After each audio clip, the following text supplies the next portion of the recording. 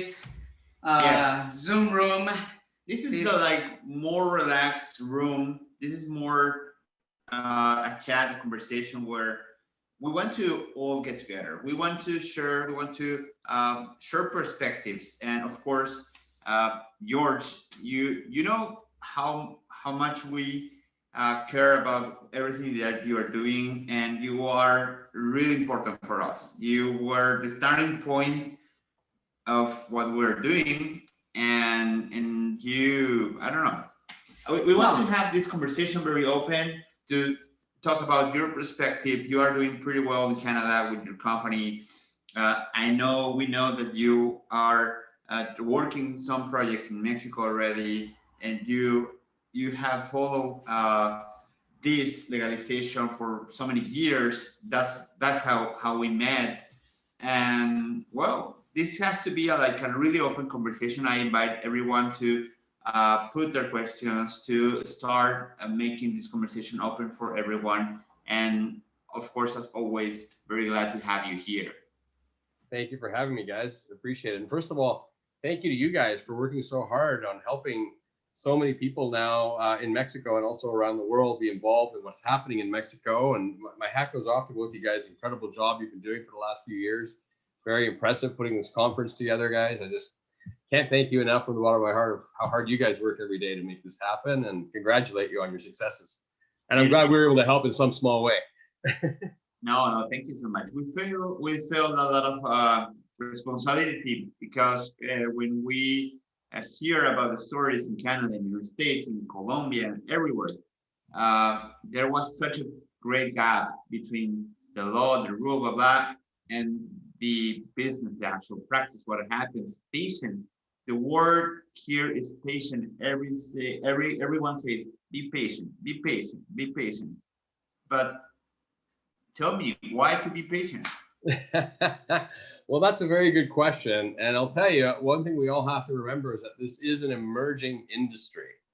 Even in Canada, where it's been legal since, I think it was 2002, originally, when medical cannabis became legal, it wasn't until 2014 before the government decided that there was going to be a process of the legalization for just medical cannabis alone. So think of that gap in time. That's 12 years. 12 years to get to the point where it's legal if you're a medical patient, but we have no way to sell it to you, to now we're going to allow a system that's going to grow and produce medical cannabis for medical patients. At that time, it was only for medical patients. Then we progressed through a governmental change in 2016, I think it was, maybe no, 2015 perhaps, around that point. And that new government, Justin Trudeau's government, said, we're going to make this legal, not just for medical patients, but for adult use recreationally as well. So from 2014 until 2018 is when medical cannabis, that was the fall, I think it was October 2018, when medical cannabis actually went legal in Canada. Then there was a gap of another year, and in 2019, around the same time, the fall, October of 2019, they permitted all of the other products to be legal. So in the beginning, it was cannabis flowers, and then a year later, it was cannabis edibles and vape cartridges and those types of tropicals, you know, for your hands. So, you know, you look at that number of years, and a lot of patience has had to happen for many, many people, and many people have given up and said it's too difficult, and many people have hung in there and done extremely well who've worked hard through the whole entire time. So we're now into the third year of legalization of cannabis in Canada, two and a half years in roughly, or coming up on 3 years. And there's been a lot of incredible changes, and there's now a robust system that is operating well within the legal government framework. There's still some legacy, you know, cannabis market still happening out there in certain parts of the country, mostly in the Aboriginal areas, as far as I understand.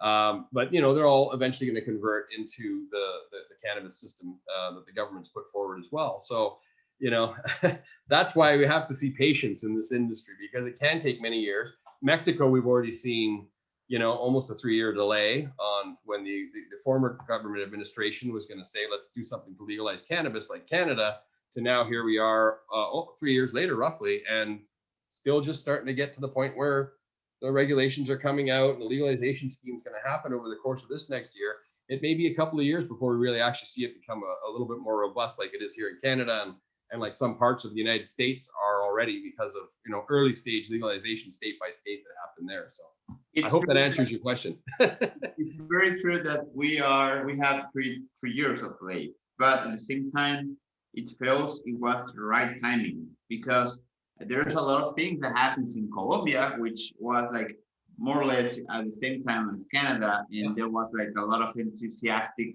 like everybody was putting money, and after a couple of years, people keep like looking what's next, and the world is not entirely prepared yet to start evolving. And the US is something that everybody's watching the US because it's the biggest consumer in the world. And Canada, you're doing so well, but at the same time, it feels like maybe it's the right timing for Mexico because if that happens 3 years ago, I don't know, maybe it wouldn't be as big as it could be right now. I don't know. What do you think about it? You know, I personally believe that Mexico is going to be a global leader where cannabis is. That's why we're working with so many amazing Mexican business folks and yourselves to try and help, you know, where we can to bring some of our Canadian technology and intellectual property down there to assist with making, you know, a variety of different products available over the coming years in the Mexican market. Mexico also has a very, I think it's the largest snowbird population in the world. For those of you that don't know what snowbird means, but that's people from Canada, the United States, or from Europe that want to fly to a warm country climate, aside from this past year with COVID, obviously.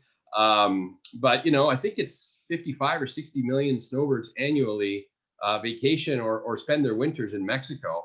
Many of these people have become acclimatized already in their country, you know, in their states, in the United States where it's legal, some in Europe where CBD is accessible, to already having these products there. And you can't cross borders with these products. You can't go from the United States to Mexico or on, you know, on a plane, you know, legally with a cannabis medicine. It's just not allowed. And if you're, and speaking from experience as a medical cannabis patient, it's very difficult to find, you know, good sources for medical cannabis in Mexico at the best of times.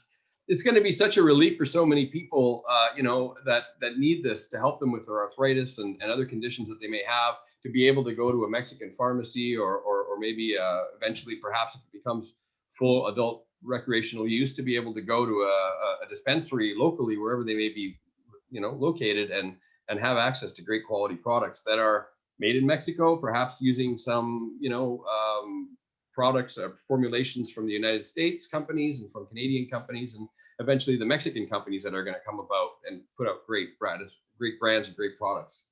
So, yeah, okay, that's my feeling. Mexico is going to be #1 in the world.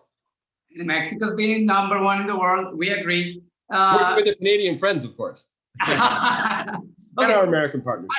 I wanna use that phrase with our Canadian friends. Okay, everyone, who's George Salvador and why are we so familiar with him?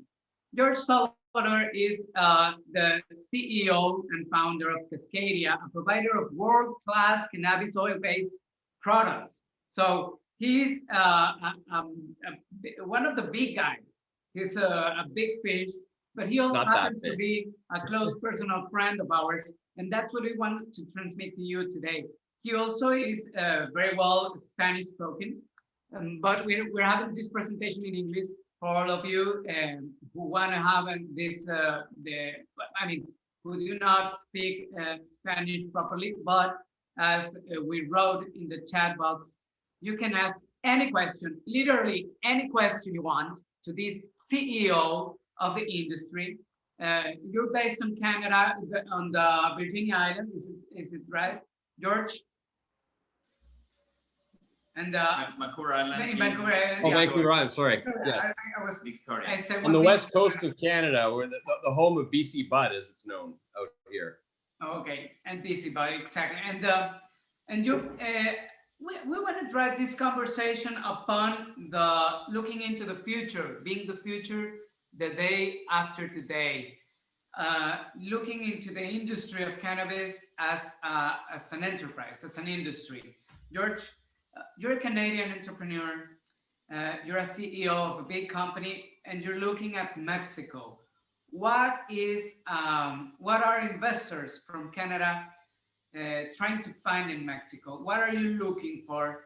What should we be prepared to offer to you when you come? Well, that's a good question. And, for those of you that don't know, I know you guys know I've been down in Mexico for several years. I have family in Mexico and very close friends like yourselves. And it's, always been very close to my heart. I considered Mexico to be a second home to myself. Unfortunately, during COVID right now, otherwise I'd be down there with you guys. But our country has decided not to allow us to fly anywhere because we're, I guess, bad and can't travel the world during COVID.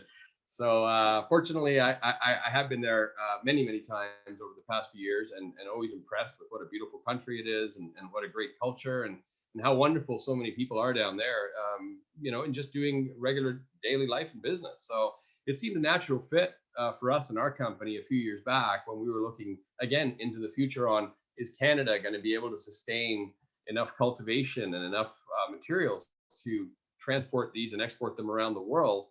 And being a very cold climate country, we've had some incredible technological initiatives and great accessibility to some very good growing seasons up here. But oftentimes different areas of the country have difficulties with early frost, for example. I knew of a fellow in Alberta, which is the province next to British Columbia. And he had, I think it was about 100 or 150 acres of a high grade hemp he was growing. Beautiful. I mean, just gorgeous plants. It looked like any beautiful agricultural field.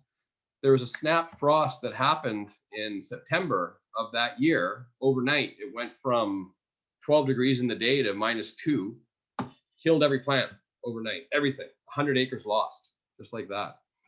So that's pretty difficult for a farmer to recover from. And certainly the Canadian government's helping now that this is all legal crops. But I mean, that makes it difficult. Whereas looking at Mexico, I see nothing but endless opportunity. There's so much land and so much natural resources and beautiful sunshine and clean water down there, and great people to work with. So, to us, it makes sense that, we see the future of Mexico being very bright, and we'd like to be very much a part of that future moving forward, and be an influence in the industry down in Mexico where we can with our, different technologies and brands that we have developed and are developing in Canada, and also working with other Canadian companies that we feel are very strong in the industry that should have more of a presence in Mexico when it becomes full legalization down there. So we're looking for partners that have that same kind of mindset, that want to do their best to put good products out into high quality into the marketplace, and of course, with a good sense that, like yourselves, that you want to help people,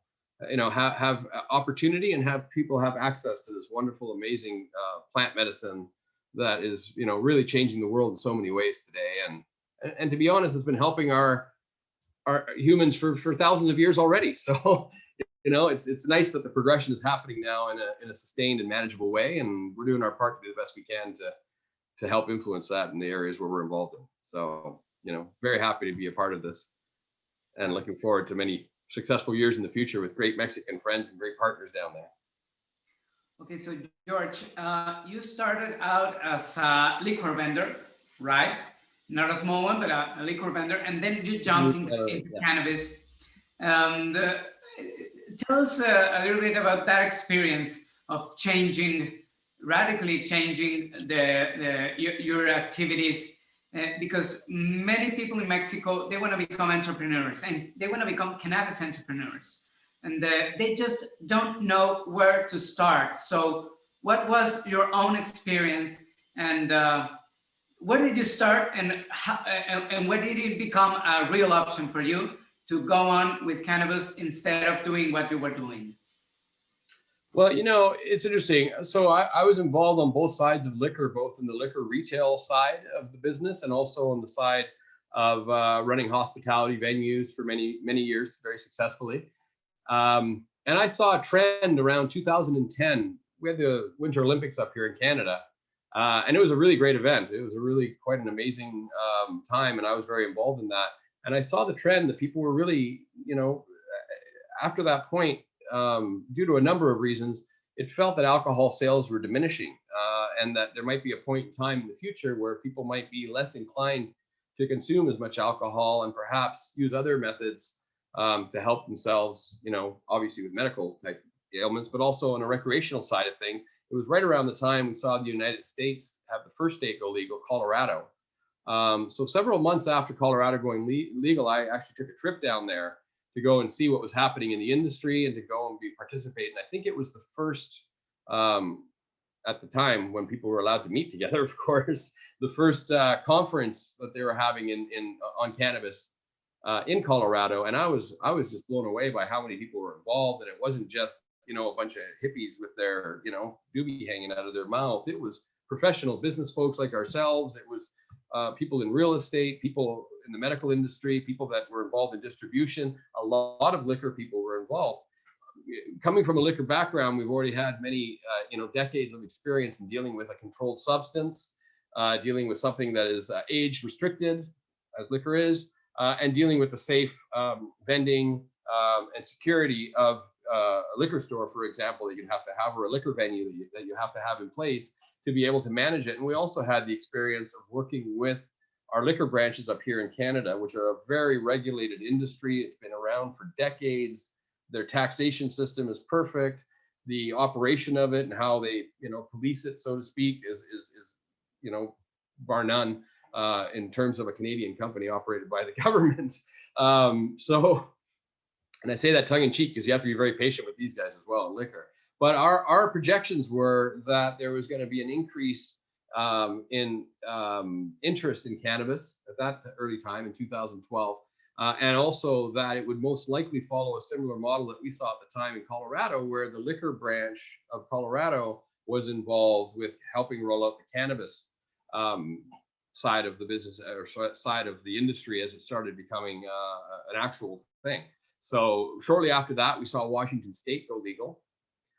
So again, being so close to Washington State, I'm a couple of hours away by ferry. I took a trip down there again and saw the same pattern emerging, and it seemed to follow into all the other states that went legal. So we felt that, having that background already from liquor gave us an advantage of being able to deal with situations like the government jurisdiction, policy, inventory control, security of our facilities, dealing with a variety of different employees of different age groups that you have to deal with all the time when you're in that industry. And we thought this is going to be very similar to what's going to happen with cannabis. We're seeing it happen in the US and these couple of states that have gone legal now. Let's focus our efforts on being able to have experience in all of these areas and put that experience to use when Canadian cannabis legalization happens, which we've been doing now for many years. So it's, that's sort of what we saw at that time. And we sort of see a similar pattern, most likely happening in Mexico in the near future. Yeah, that takes us to Mexico, George. What opportunities do you see in Mexico specifically? We know, for example, that the market size is enormous. We're a big country in terms of population that want to consume, but in terms of industry, in terms of bringing your business to Mexico, what, in your opinion, will be the first part of the industry that opens up, that will become profitable in the short, medium, and long term? Well, I mean, from what we're seeing most recently coming out from the Mexican government, there does seem to be I don't know if you want to call them rumors or sort of an idea, maybe you guys can correct me on this, that there's going to be the import licenses seem to be an important part of what's coming next. So we certainly could see us exporting not just our Canadian made products, but also other licensed producers from Canada because of our agreements that we have between our governments that formerly were called NAFTA. I think they're called the USMCA now, if I recall it correctly. So I believe that will be a pretty big, important start to the industry.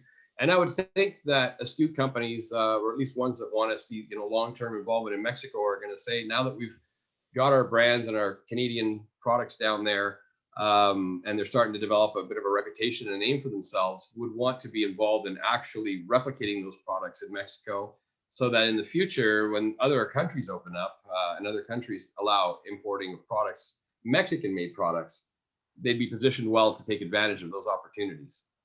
So, again, it seems that there's a great focus on that part. And then, of course, once that next phase of licensing comes out, where we can get into cultivation, or we can get into extraction, or we can get into processing products and making them, or like the gentleman earlier today was talking about the biosynthesis of different cannabinoids.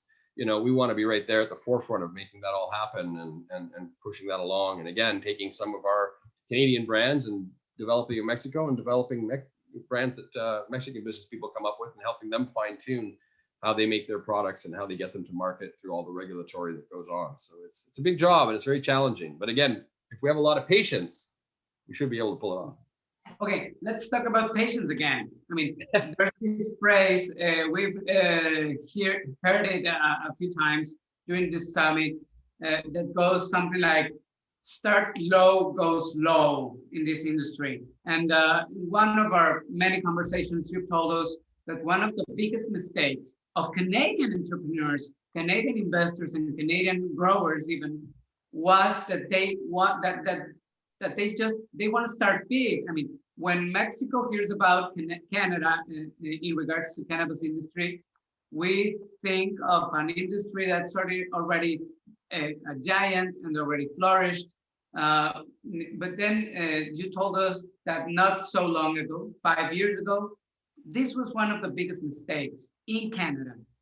Can you elaborate a little bit on that?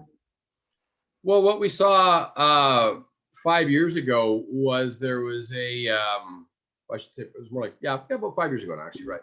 It was a system that had kind of grown on its own, sort of out of a grassroots kind of movement of people not having access to cannabis, but trading amongst themselves. Your neighbor made some cannabis cookies, and you had made some cannabis oil, and you were now trading amongst each other and helping out local patients and so on and so forth.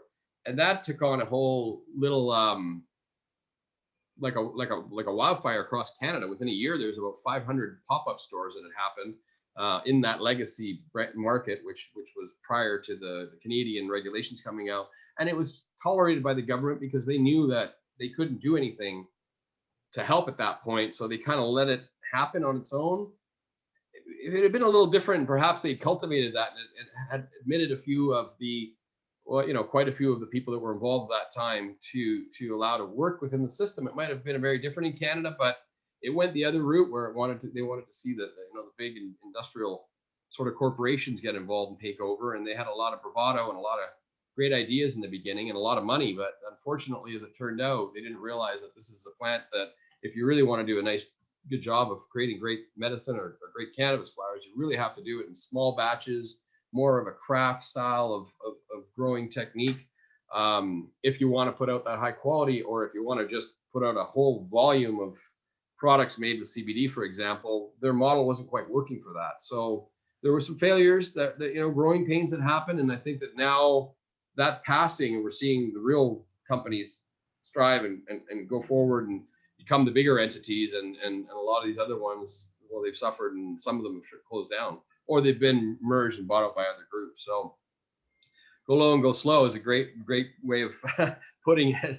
And that's also a motto for using cannabis. You don't want to go too strong in the beginning, because you can get side effects that cause discomfort. So again, in business, it's the same thing. If you go too fast and too hard in the beginning, and you get a little ahead of yourself, and then the market doesn't catch up, or the government is behind, you can really suffer. So you've got to watch carefully. Money's very dear these days, so you really have to be patient again and make the right decisions from the beginning moving forward, because we're really at the beginning now in Mexico. So it's very exciting times. Really looking forward to see what happens in the next couple of years in Mexico. It's going to be a very wild ride for many of us, I'm sure. Yes, certainly. George, for you, what are the opportunities you see in Mexico in order to, we have the regulation, which is a reality right now, but the law is like really, really close. So you think it's gonna be, I mean, in your terms, it's your answer, it's your thoughts, but you rather to start with medical, which is right now a reality, or you rather to wait until the adult use just open? Because in Canada, you start with medical Yeah. and you have to wait, I don't know, a couple of years. But right now, Mexico, it seems like it's going to be sooner than that.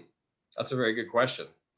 Well, yeah, I mean, you have to go with what the government's allowing you to do at the time, and work within those parameters. So, because we have experience on both sides of the medical and the adult use recreational, we've gone sort of both ways at the same time ourselves. But again, we've been doing this for a lot of years, so we really understand where we can go with it. For Mexico, I would say, if someone's astute and they're a good investor and they work well with a team, now would be a good time to start assembling that team, start talking about the members you want to have involved. If you're going in the medical route, then you want to have a relationship not just with people from the medical community, but also with patients.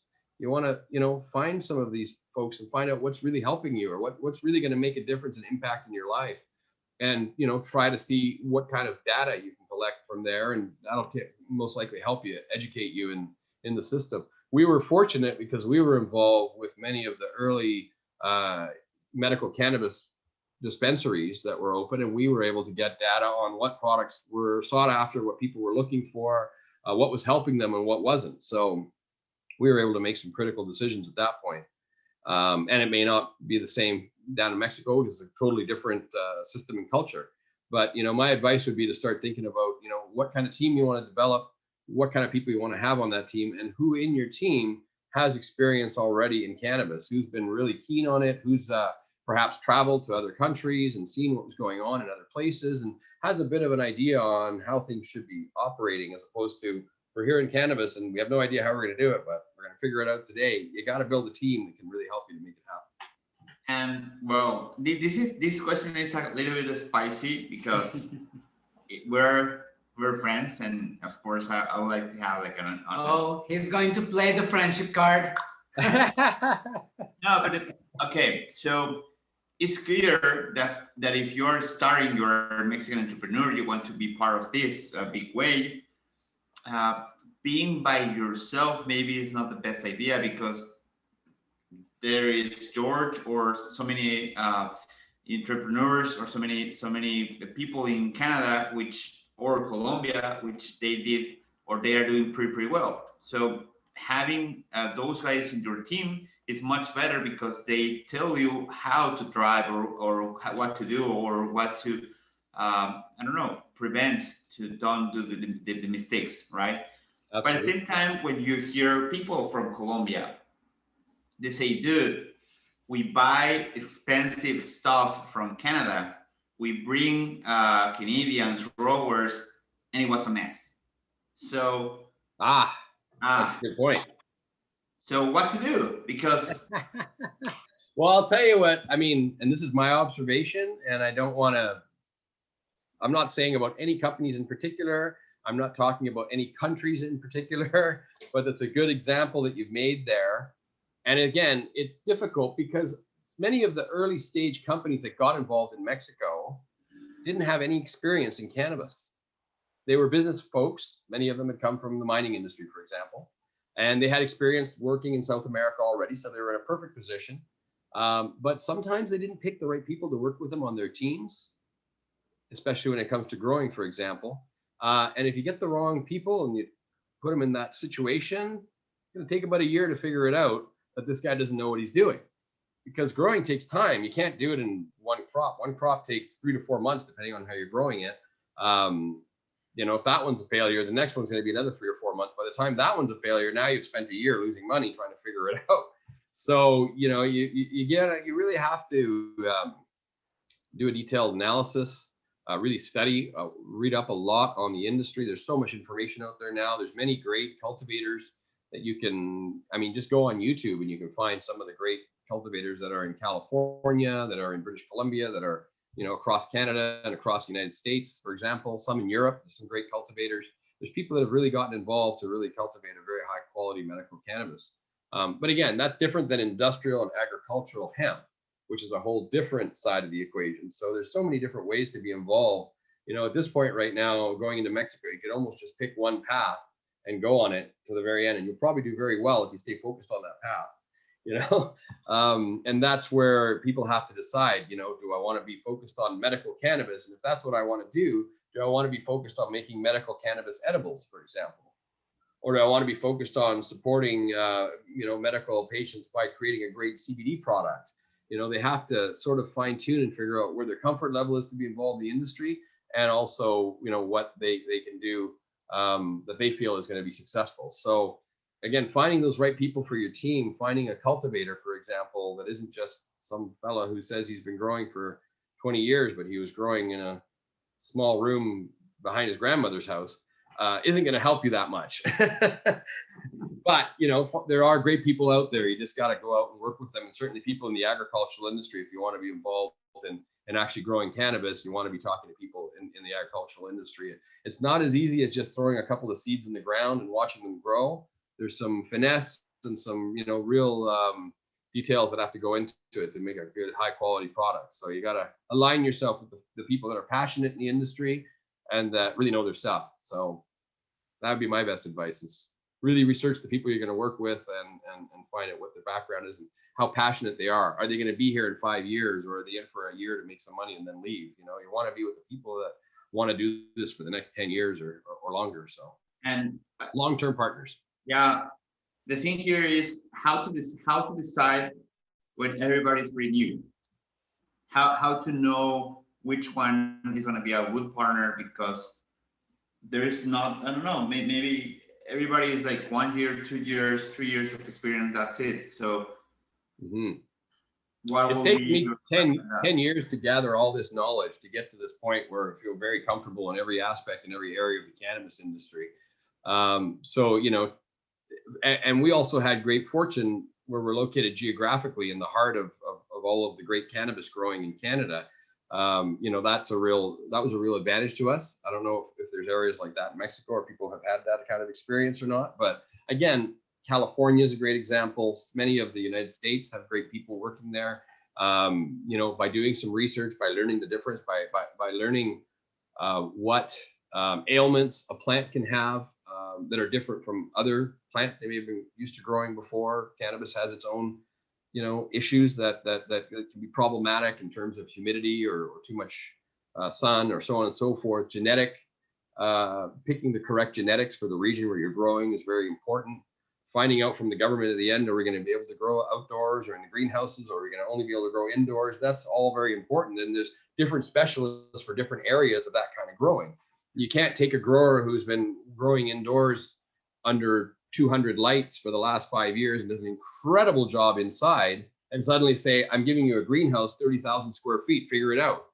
That's not the guy, you know, and you got to have that you got to have that knowledge to be able to see between the two of them that, you know, I've got to find a grower who's been growing in a greenhouse already for 10 years and doing a great job in there, because that's the guy that's going to help me with my greenhouse. But the guy growing in the greenhouse is not going to be the guy to be growing indoors and growing a high quality medical grade cannabis plant. So, and again, if you're going just in a field, it's a whole other different level of experience you have to have. So there's different types of growers for different environments. And when we find out from the government what they'll allow us to do, then we'll be focusing on that. George, when you start, it was with your own money, but you raise money, you have investors, you pass through that.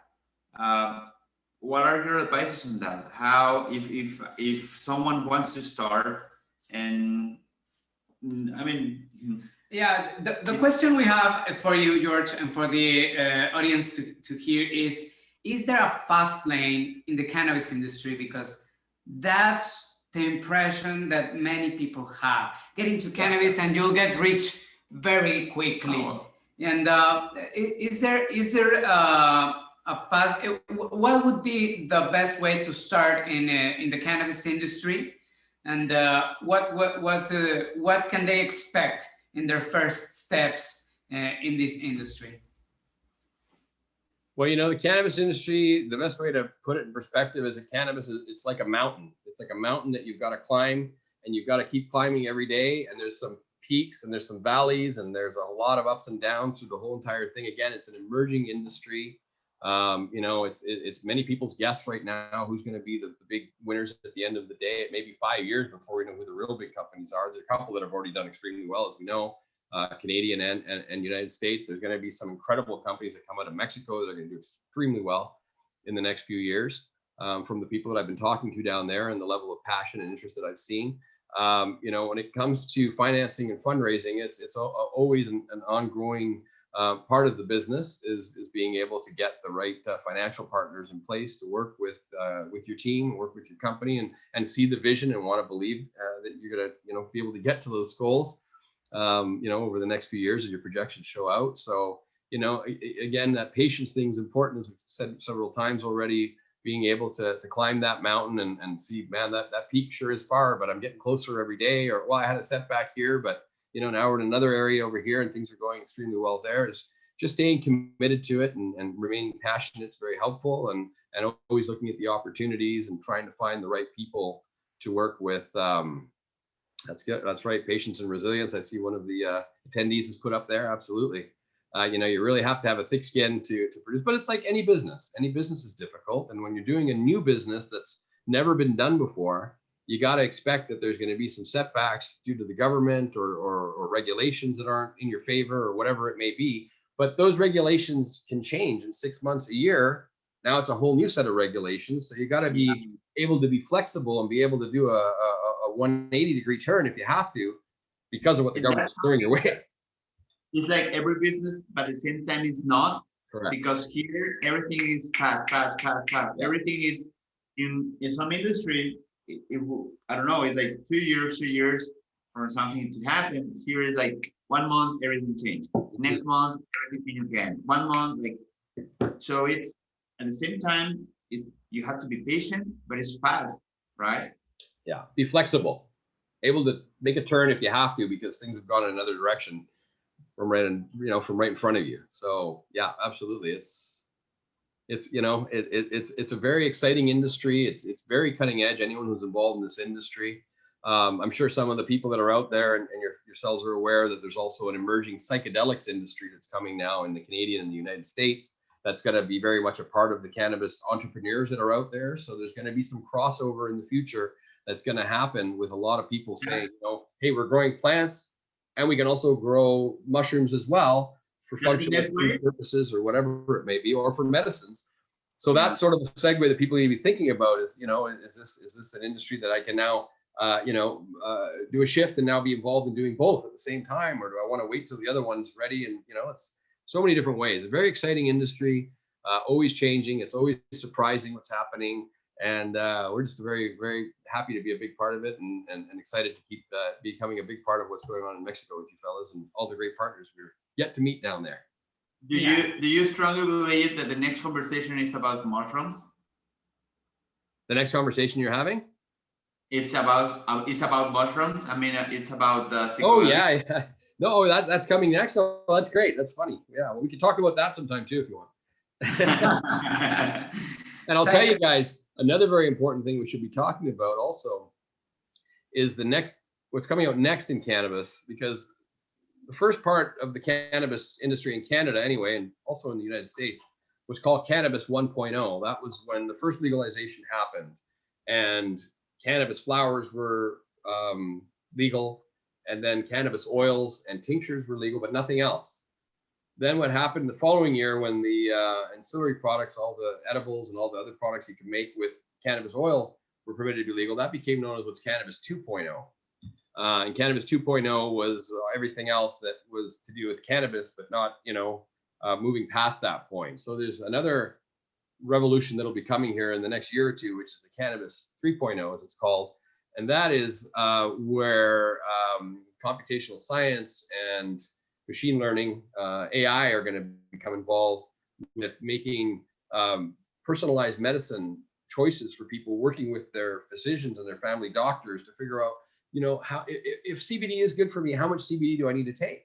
And if I take CBD with vitamins, is that going to make me feel healthier? Or do I need to take, a tincture instead of taking a cannabis edible? Those sorts of things are coming. So that's something that people need to think about. If they're getting involved in medicinal cannabis, they want to think about how is this going to work with their patients? How is it going to work with technology? And what can they do to position themselves to be there when that whole next revolution comes out. So just something that we're working on over here at Cascadia. You know, I wanted to share that with you guys as well. Yeah, George, we have 2 minutes left. Tell us a little bit about Cascadia.